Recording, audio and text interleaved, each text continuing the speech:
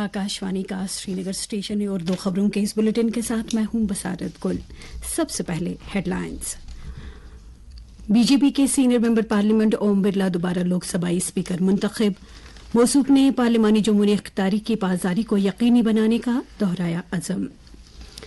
Lieutenant governor Manoj Sinha का J&K tourism development conclave से खिताब। सयाहती सन्नत को जिद्दत बख्शने और रोजगार के ज्यादा से ज्यादा वसाइल पैदा करने के इक़दामात को किया उजागर।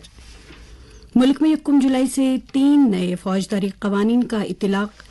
कवानीन के हवाले से बेदारी प्रोग्रामों का इनेकाद जारी और मंशियात के इस्तेमाल और इसके गैर कानूनी तिजारत के खिलाफ आलमी दिन आज। माहिरीन ने समाज को बिद्दत से पाक करने के लिए संजीदा और जामिया कोशिशों पर दिया जोर। खबरें तफसील के साथ। बीजेपी के senior member parliament Om Birla को दोबारा 18वीं लोकसभा का स्पीकर मुंतखब किया गया है। उन्हें ऐवान में ज़बानी वोट के जरिए से मुंतखब किया गया क्योंकि हिज़्ब इख्तिलाफ जिन्होंने कांग्रेस MP के सुरेश को स्पीकर के ओहदे के लिए मैदान में उतारा था ने पार्लियामेंट में वोटिंग के लिए जोर नहीं दिया। ओम बिरला के इंतखाब के बाद वजीर आज़म नरेंद्र मोदी, हिज़्ब इख्तिलाफ के लीडर राहुल गांधी और पार्लिमानी अमूर के वजीर किरण रिजिजू ने ओम बिरला को स्पीकर की कुर्सी तक पहुंचाया। ओम बिरला पिछली लोकसभा में भी स्पीकर के ओहदे पर फाइज रह चुके हैं। अपने खुतबे में ओम बिरला ने उन्हें स्पीकर की हैसियत से एक बार फिर काम करने का मौका फराहम करने और उन पर एतमाद जाहिर करने के लिए ऐवान के तमाम अरकान तक शुक्रिया अदा किया। उन्होंने कहा कि ऐवान में पार्लिमानी और जमहूरी इख्तियार की पासदारी करना उनकी तरजीहात रहेंगी। उन्होंने कहा कि 18वीं लोकसभा दुनिया के सबसे बड़े जमहूरी अमल का अक्कास है क्योंकि इसमें 64 करोड़ से ज्यादा राय दहिंदगान ने बड़े जोश खरोश के साथ अपने हक के राय दही का इस्तेमाल किया। उन्होंने कहा कि पार्लियामेंट के अरकान पर जिम्मेदारी होती है कि वो लोगों की तवक्कात, उम्मीदों और एहसासात की तर्जुमानी करें। इससे पहले ओम बिरला को स्पीकर के ओहदे के लिए दोबारा मुंतखब होने पर वजीर आज़म नरेंद्र मोदी ने मुबारकबाद देते हुए कहा कि ओम बिरला के मुंतखब होने से मुल्क में एक तारीख रकम हुई है।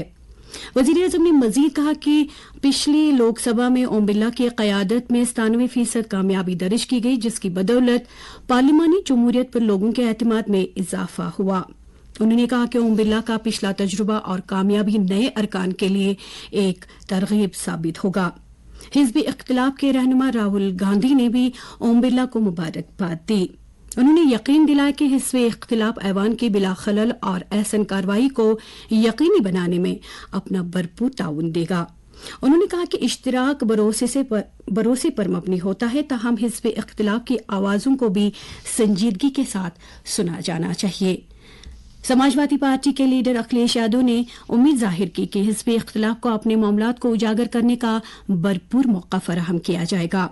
दरियास्तां कई दीगर लीडरों ने भी ओम बिरला के स्पीकर ओहदे के लिए मुंतखब होने पर उन्हें मुबारकबाद दी है और अपने अपने ख्यालात का इजहार किया। वजीर दाखिला अमित शाह ने ओम बिरला को दोबारा लोकसभा स्पीकर मुंतखब करने पर मुबारकबाद दी है। एक सोशल मीडिया पोस्ट में वजीर मौसूफ ने कहा कि ओम बिरला के तजुर्बात और अज़म से मुल्क में पार्लिमानी और जमहूरी इख्तियार को जिद्दत हासिल होगी। उन्होंने ओम बिरला के लिए नेक ख्वाहिशात का इजहार किया। वजीर आज़म नरेंद्र मोदी ने लोकसभा में तश्कील दिए गए वज़ारती काउंसिल के अरकान को आज मुतारिफ किया।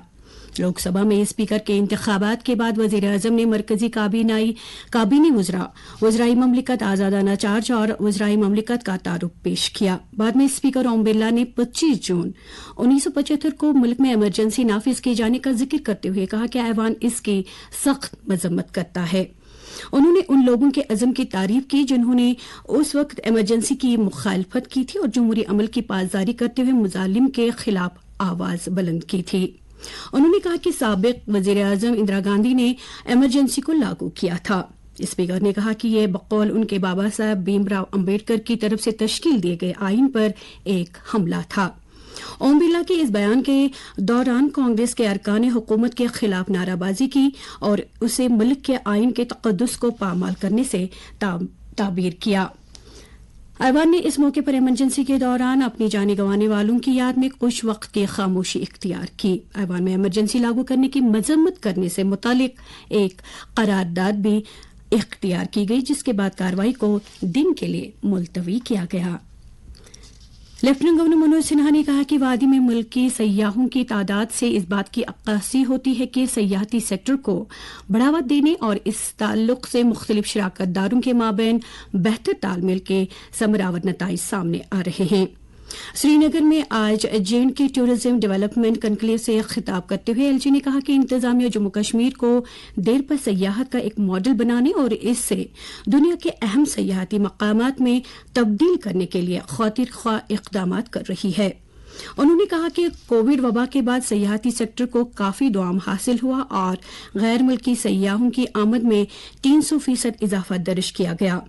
انہوں نے کہا کہ سیاحتی صنعت کو جدت بخشنے اور اس شعبے میں روزگار کے زیادہ سے زیادہ موقع پیدا کرنے کی طرف خصوصی توجہ دی گئی۔ منوج سنہا نے کہا کہ وزیر اعظم نریندر مودی کی رہنمائی میں جموں کشمیر ایک نئے دور میں داخل ہوا ہے جس کی بدولت سیاحوں کی تعداد میں حوصلہ افزا کن حد تک پیش رفت درج کی گئی ہے۔ انہوں نے کہا کہ اس تبدیلی سے ایک طرف مقامی لوگ مستفید ہو رہے ہیں اور دوسری طرف سیاحتی صنعت کو جدیدیت سے ہمکنار کرنے میں بھی مدد مل رہی ہے۔ اس کنکلیو میں صنعتوں، فلموں، نیز تجارت اور ٹریول مینجمنٹ سے جڑے نمائندوں نے شرکت کی۔ ملک میں 1 جولائی سے 3 نئے فوجداری قوانین لاگو ہو رہے ہیں۔ بھارتیہ نیائی سنہتا 2030، بھارتیہ ناگرک سرکشا سنہتا 2030 اور بھارتیہ ساکشیہ ادھینیم 2030 نامی یہ قوانین پہلے سے موجود 3 قوانین کی جگہ لیں گے۔ پورے ملک میں ان قوانین کے تعلق بیداری پیدا کرنے کے لیے اختراعی پروگراموں، کانفرنسوں اور ورکشاپوں کا اہتمام کیا جا رہا ہے۔ آج پریس انفارمیشن بیورو سری نگر کی طرف سے ان قوانین کے بارے میں صحافیوں میں بیداری پیدا کرنے کے لیے وارتالاپ ایک پروگرام انعقاد کیا گیا۔ PIB سری نگر کے جوائنٹ ڈائریکٹر قاضی سلمان کی صدارت میں منعقدہ اس پروگرام میں کافی تعداد میں صحافیوں نے شرکت کی۔ اس دوران senior prosecuting officer Budgam Dar Rashid, Jammu Kashmir high court کے سینئر وکلا میر نوید گل اور شیخ عمر فاروق نے شرکاء کو 3 نئے فوجداری قوانین کی عمل آوری اور ان کی اہمیت اور افادیت کے مختلف پہلوؤں کے بارے میں جانکاری دی۔ ماہرین نے صحافیوں کے خدشات اور سوالات کی وضاحت کی۔ اس پروگرام کے دوران PIB سری نگر کے deputy director Tariq Ahmad Rather, Doordarshan news Srinagar کے ایڈیٹر شیخ مدثر امین، PIB سری نگر کے انفارمیشن اسسٹنٹ افام الاسلام اور کئی دیگر شخصیات بھی موجود تھیں۔ دریا اثنا آکاشوانی سری نگر سے ان 3 قوانین سے متعلق خصوصی بیداری پروگراموں کے سلسلے کا اگلا پروگرام سنیچر 29 جون کو صبح 9:30 بجے نشر ہوگا۔ پروگرام کے دوران جموں کشمیر اور لداخ ہائی کورٹ کے سینئر ایڈیشنل ایڈوکیٹ جنرل محسن قادری قوانین کے مختلف پہلوؤں کو اجاگر کریں گے۔ یہ خبریں آپ آکاشوانی کے سری نگر اسٹیشن سے سماعت کر رہے ہیں۔ آج دنیا بھر میں منشیات کے استعمال اور اس کے غیر قانونی کاروبار کے خلاف عالمی دن منایا جا رہا ہے۔ بھارت میں بھی اس موقع پر بیداری پیدا کرنے کے لیے مختلف ریلیوں اور پروگراموں کا اہتمام کیا گیا۔ اس سال کا موضوع ہے شواہد واضح ہیں، بچاؤ پر توجہ مرکوز کریں۔ ادھر جموں کشمیر میں اس حوالے سے کئی بیداری پروگراموں کا انعقاد کیا گیا اور اس سماج کو بدعت سے مکمل طور پاک کرنے کے عزم کو دہرایا گیا۔ آج صبح سری نگر میں منشیات کے استعمال کے خلاف بیداری پیدا کرنے کی خاطر واک فار یوتھ کا اہتمام کیا گیا۔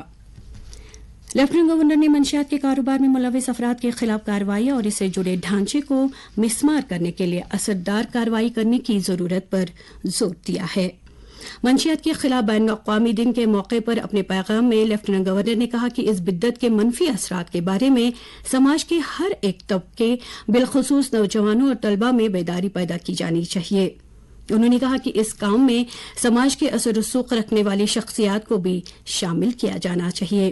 انہوں نے کہا کہ انتظامیہ منشیات اور دیگر جرائم سے پاک سماج وجود میں لانے کے لیے وعدہ بند ہے۔